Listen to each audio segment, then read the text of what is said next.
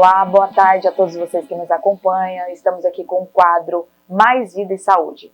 E iremos falar um assunto totalmente comentado e falado por todo o mundo, que é em relação aos traumas e todas as outras doenças possíveis que a pandemia tem nos deixado. Estamos aqui com o Dr. Fernando Silva, pós-graduado em psiquiatria.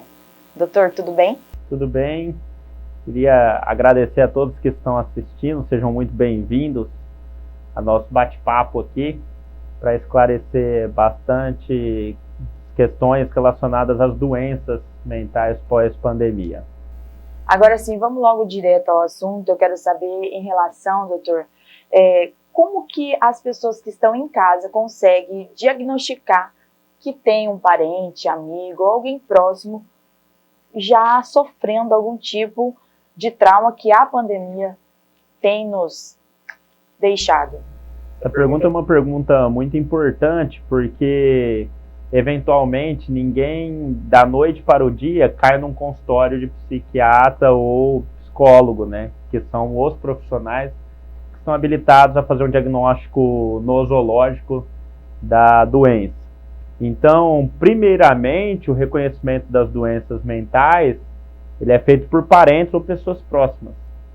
E a melhor forma dessas pessoas fazerem esse diagnóstico é quando esses parentes ou pessoas próximas, eventualmente, começam a alterar os hábitos de vida dela.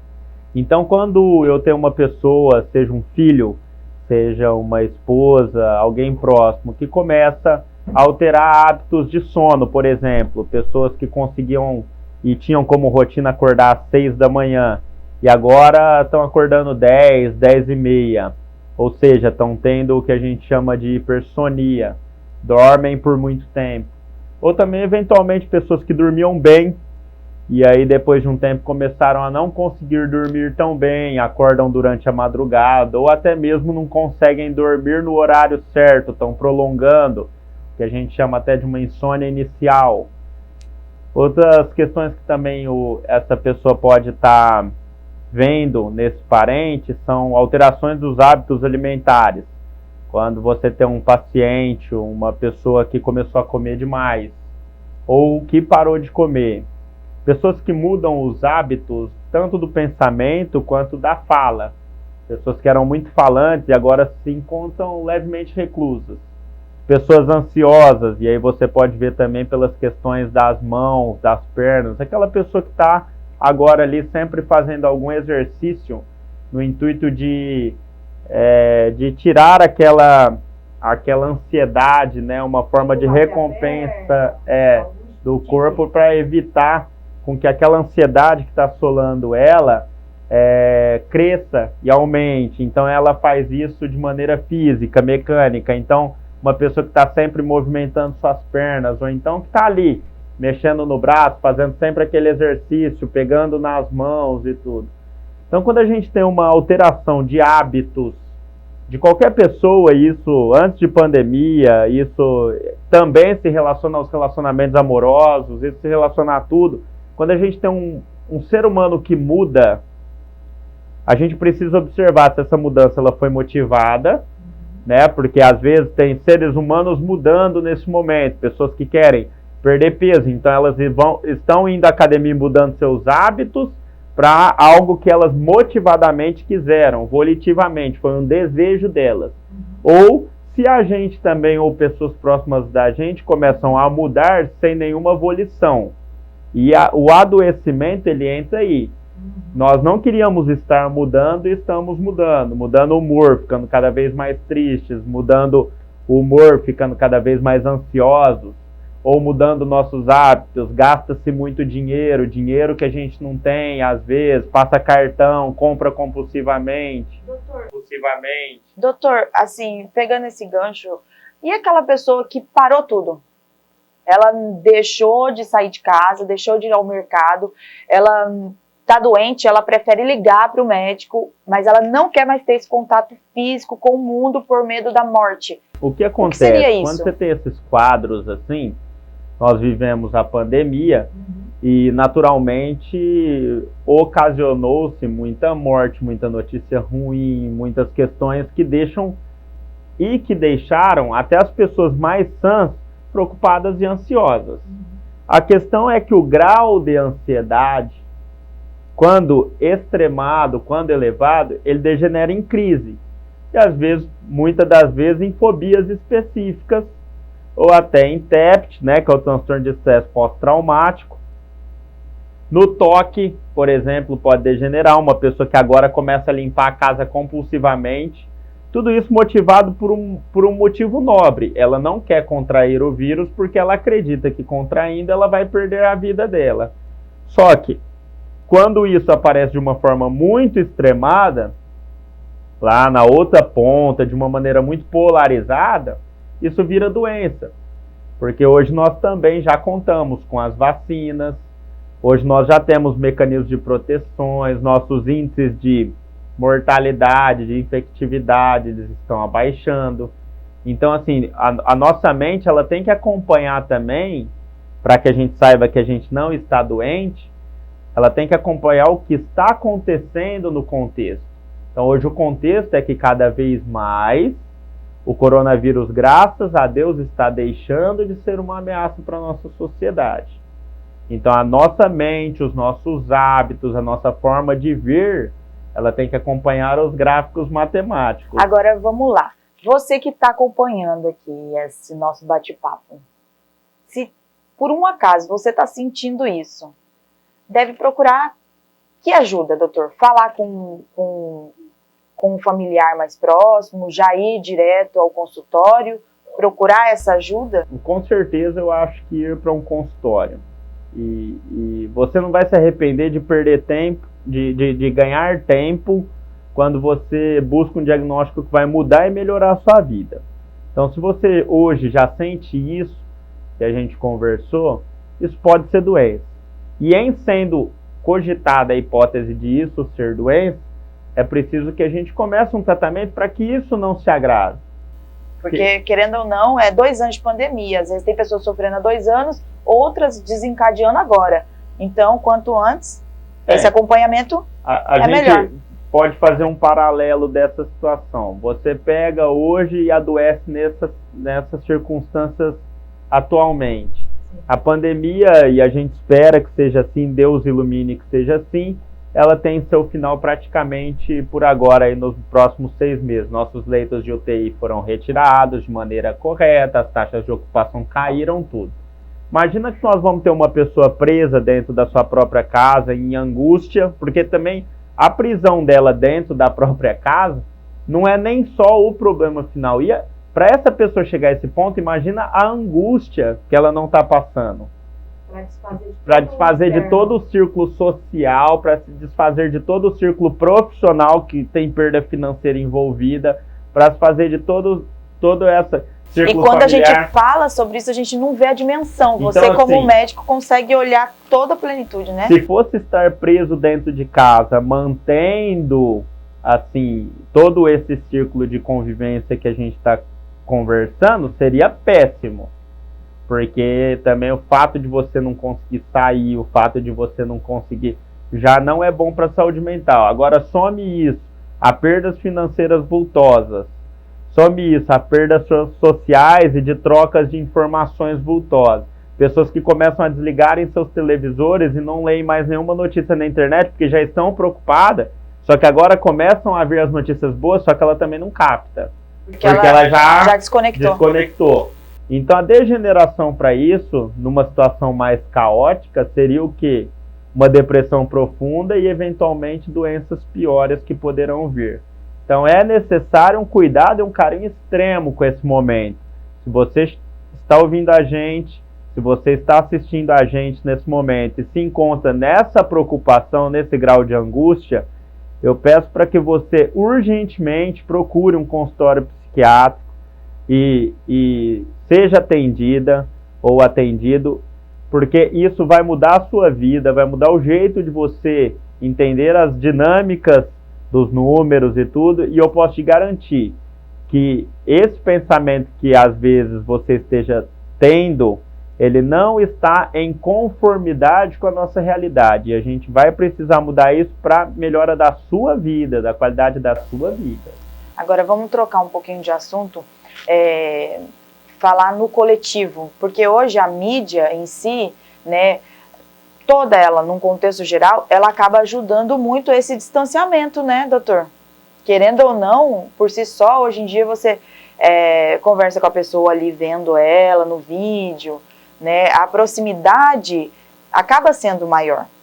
E isso também acaba sendo um fator que acaba ajudando com que as pessoas se aquietem. Não, tá tudo certo, eu tô conversando com as pessoas por aqui. E não é, isso não é o certo a se pensar, né? Ficou muito claro aqui o que o doutor disse para nós, que essa necessidade de interação social, ela é fundamental para todo ser. A grande mídia, Jaqueline, ela, se você pegar hoje e abrir os grandes jornais, e eu não vou citar nomes, claro, mas ela lucra com o alarmismo, ela lucra com a confusão, ela lucra com a desinformação e ela lucra com a bagunça. Então, até eu quero parabenizar a Folha Regional de abrir o espaço para um profissional que entende de saúde mental, porque ao invés de vocês polemizarem ou sensacionalizarem, vocês querem passar a informação. E se você fizer agora um paralelo na sua mente, você vai ver que em momento algum as grandes mídias convidaram um profissional para fazer esse bate-papo e para mostrar para a população que os números agora estão caindo, que as vacinas já estão sendo efetivas e tudo mais. Então, primeira coisa é parabenizar a Folha por ter feito isso. A segunda coisa que é importante a gente ressaltar é que existe uma luz no fim do túnel e que o coletivo, se continuar essa perpetuação de informações distorcidas, só adoecerá mais, sendo que a gente precisa difundir a ideia do real, do que nós estamos vendo. E aí você entra numa situação que deixa muitas dúvidas no ar quando se fala sobre essa volta em relação às crianças, né? Porque há uma dúvida muito grande. Será que eu devo deixar meus filhos voltarem à escola? Será que não? Será que eu deixo eles irem de forma presencial ou híbrida, ou continua esse estudo à distância? Pela tua fala, a gente consegue perceber que essas crianças também precisam de ajuda. Elas precisam ter também, né, essa convivência com os amigos, porque tudo isso é saúde, né, doutor? Você precisa entender, nesse contexto, que a cada escolha que você faz, e aí não é um questionamento meu, se você, pai e mãe, optou pelos seus filhos não voltarem às aulas, é um direito total seu. Isso aí até é questionável, é polêmico. Então aí sim a gente não está aqui como médico para impor que tenha que ser assim. Mas quando a gente evita que uma criança vá à aula, por exemplo, a gente também está tirando dela o círculo social. A aprendizagem com certeza fica prejudicada, porque você pega crianças em alfabetização, como elas vão conseguir serem alfabetizadas online? Vamos supor, uma criança que entra no colegial agora com 1 ano de idade, já passou-se 2 anos, ela já está no 2º ano e não foi alfabetizada. Claro. E aí, como que funciona? Quando chegar no 3º ano do colegial, como que essa criança vai se identificar? Não, e o trabalho do... Doutor, então, em relação à decisão da família, isso aí é uma questão particular de cada um, né? Certo? Mas a criança, ela necessita não só de estar ali no convívio com os amigos, mas ela precisa também de professores auxiliando, até mesmo para moldar o caráter dela, né? E aí, quando isso é tomado durante esses 2 anos, foi o que aconteceu, essa criança, ela também passa a ter uma debilidade de pensamento, uma redução no pensar. Você como doutor que atende as pessoas na área da mente, né?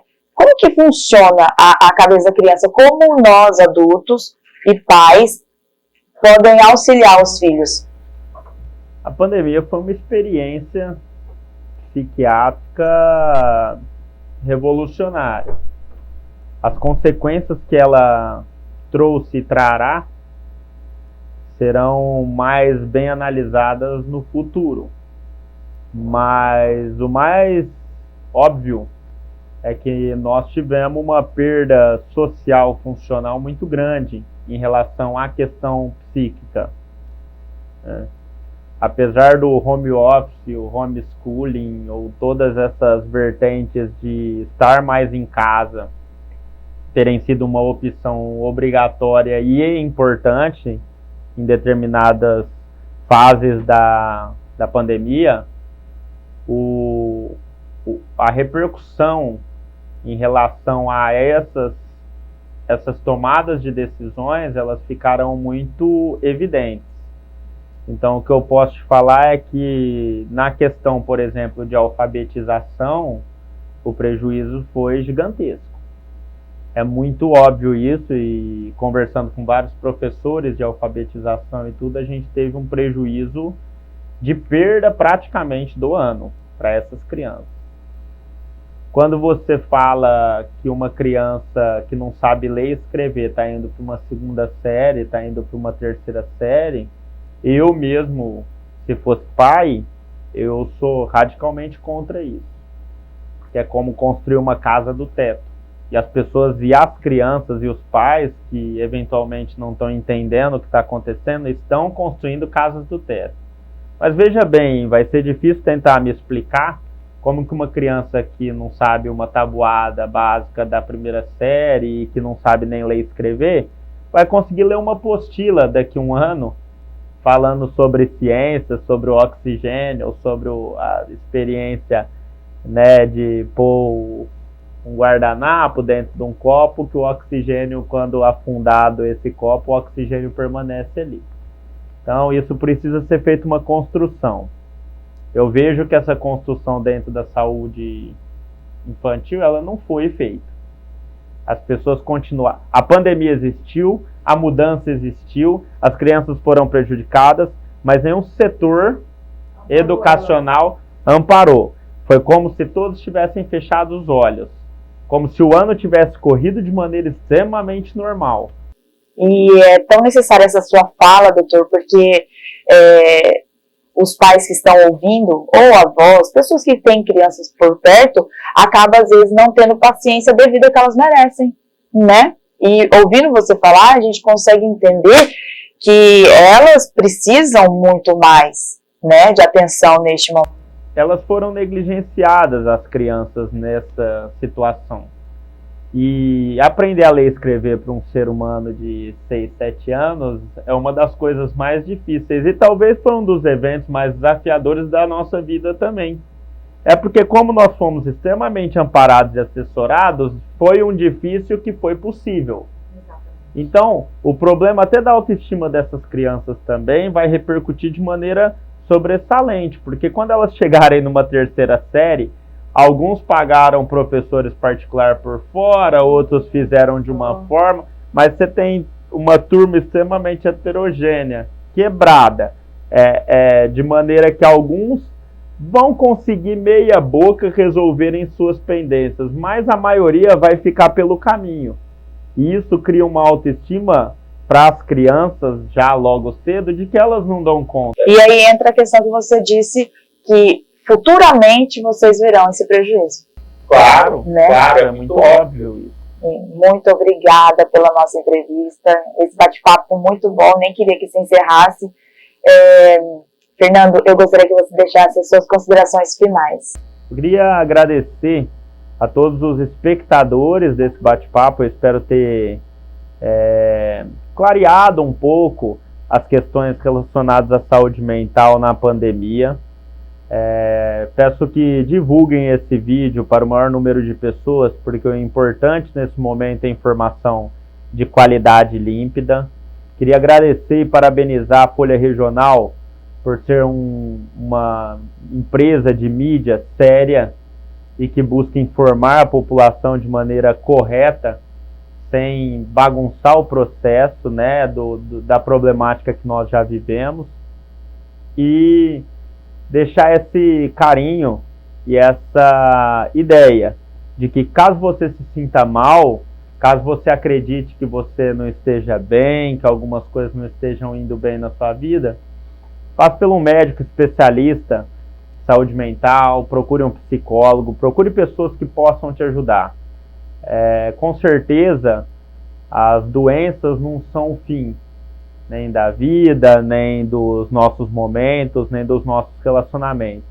E tem muitas pessoas especializadas para resolver o teu problema e transformar tudo que às vezes está um pouco gray, cinza, dark, escuro, em um arco-íris e em cores mais felizes para a sua vida. Tá bom? Obrigado, Jaqueline, e obrigado a todos os espectadores. Eu que agradeço, nós estamos ficando por aqui. Até mais.